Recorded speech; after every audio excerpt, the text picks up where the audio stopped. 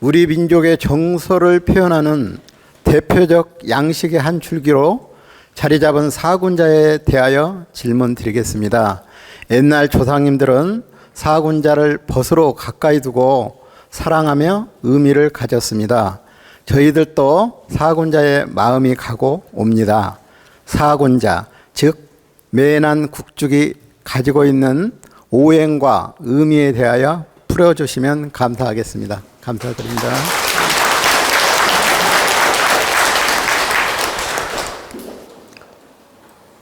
여러분들이 그 사군자는 다 알고 있을 것입니다. 매란 국죽을 우리가 사군자라고 표현하는데, 이 군자라는 뜻은 임금군자 아들자자인데, 이 군자의 의미부터 여러분들이 알아야 됩니다. 이 군자의 의미는 인품과 인격과 덕망을 갖춘 사람을 우리가 군자라고 하는 것입니다. 인격과 인품과 덕망을 갖추고 지혜를 갖추고 지식을 갖추고 모든 사물을 바르게 분별하고 스승의 자격을 갖춘 사람을 우리가 군자라고 하는 겁니다. 그래서 사서삼경 중에 노노맹자의 군자라는 말이 많이 나옵니다. 그래서 이 군자의 핵심의 뜻은 바로 인격, 인품, 덕망, 지식, 지혜, 훌륭한 분별력을 갖춘 것을 우리가 군자라고 하는 것입니다. 그래서 사군자는 바로 매란국죽을 사군자라고 표현했는데, 군자의 예를 들어서 이렇게 비교를 해서 사군자라고 한 것입니다. 그럼 매란국죽을 왜 사군자라 하느냐? 매화는 초봄에 입춘 지나서 초봄에 그 겨울을 깨고 잎도 피기 전에 꽃망울을 터뜨리면서 아주 극한 향기를 품어내고 아름다운 자태를 드러냅니다. 그래서 그 폭풍한설을 다 극복하고 최고 일찍, 바로 초봄에 제일 일찍 잎도 피기 전에 꽃망울을 터뜨려서 아름다움을 풍기고 그 아름다운 모습으로 우리에게 그 향기를 주고 또 아름다운 자태를 뽐내면서 그 순수함을 보여줍니다. 그래서 그 모습을 군자에 비교했던 것입니다. 그래서 매화는 순수, 아름다움, 시작, 그리고 어떤 청수함, 그리고 맑은 기운, 이런 걸 상징합니다. 그래서 그 기운을 놓고 우리가 군자에 비유를 한 것입니다. 그래서 매화는 봄을 상징하고 오행으로 따진다면 목의 기운입니다. 그리고 매란, 난초는 바로 여름을 상징해요. 계절로 여름을 상징하고 또 오행상으로는 화의 기운을 상징합니다. 그리고 이제 이 난은 여름을 상징하는데, 이 난은 여러분들이 보셨지만은 이 난이 수십 종에서 수백 종이 있습니다. 그러니까 우리나라의 난만 해도 수십 종에서 수백 종에 해당하는 종류가 있어요. 근데 순수 옛날부터 내려오는 난은 수십 종에 불과하지만 이게 새끼를 치고 변형되면서 지금은 수백 종에 해당합니다. 이제 세 개의 난을 다 끌어다 모으면 수백 종이 있다는 뜻이에요. 그리고 우리나라 순수 난만 이렇게 순수 난만 수집을 해도 몇십 종에 해당하고, 그런데 여러분들이 난을 이렇게 느껴보신 분도 있고 못 느껴보신 분도 있겠지만, 난을 가까이에서 이렇게 보거나 향기를 맡으면 그 난이 향기도 아주 그윽하고 좋고 그리고 난 이파리를 보게 되면 이파리가 많음에도 질서정연하고 나는 이파리가 많음에도 엉키지 않습니다. 여러분들이 나를 유심히 한번 바라보십시오. 나는 이렇게 수십 가닥이 이파리가 잘 뻗어 있는데 질서정연하면서 서로가 엉키지 않고 그 이파리가 서로에게 피해를 주지 않고 이렇게 아무리 많아도 이렇게 이파리로 인해서 서로가 다투는 모습이 아니라 아주 아름답게 질서정연한 모습이에요. 그리고 나아가서 그 향기도 아주 그윽하면서 군자의 향기가 납니다. 근데 그 향기가 바로 그윽하면서 기풍이 있고 우리 인체에도 아주 좋은 기운을 주고 그 그윽한 향기가 넘치지도 않고 모자라지도 않고 아주 순수하고 깨끗한 느낌을 줍니다. 그래서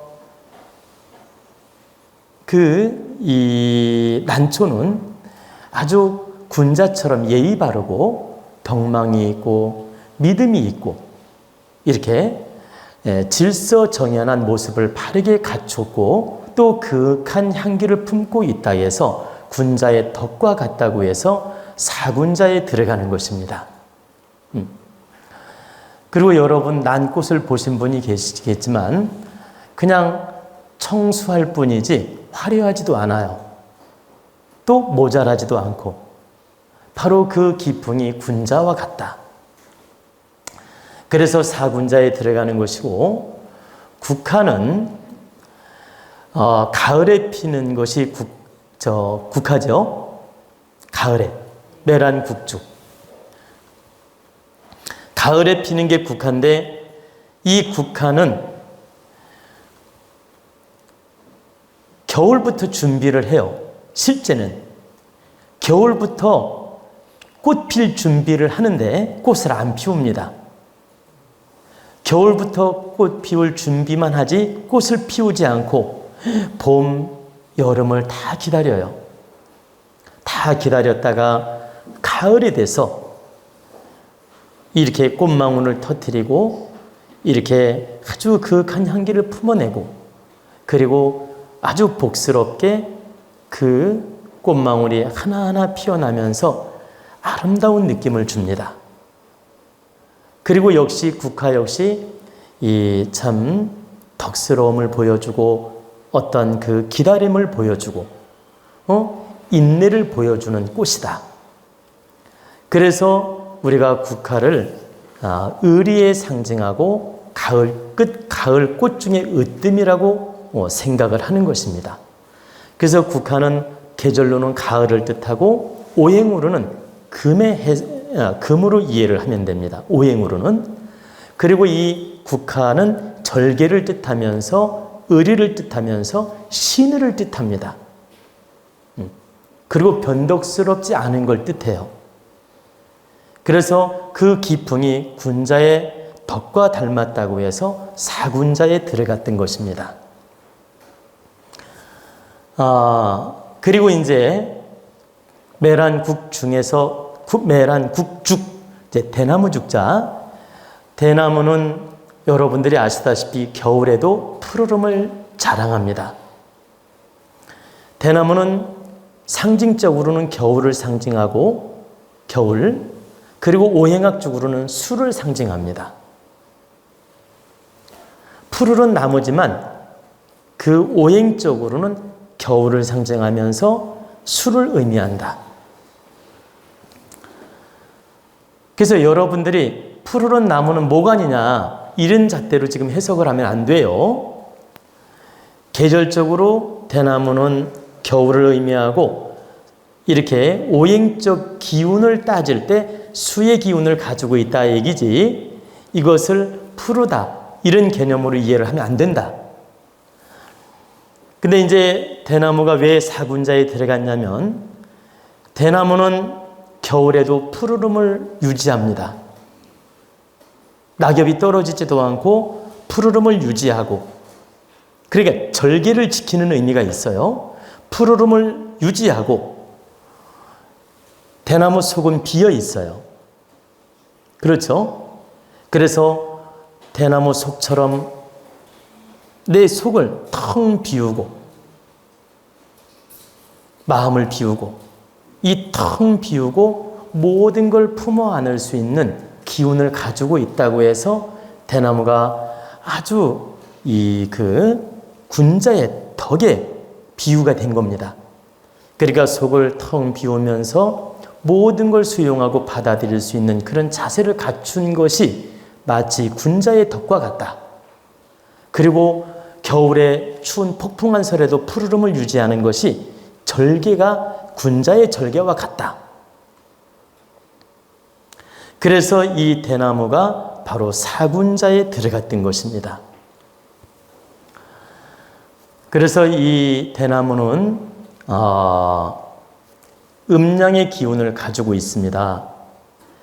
속이 비워진 걸로 생각하면 음의 기운이고, 강한 그 기운, 우리가 대쪽 같다는 말을 쓰죠. 강한 기운으로 설명한다면 양의 기운이에요.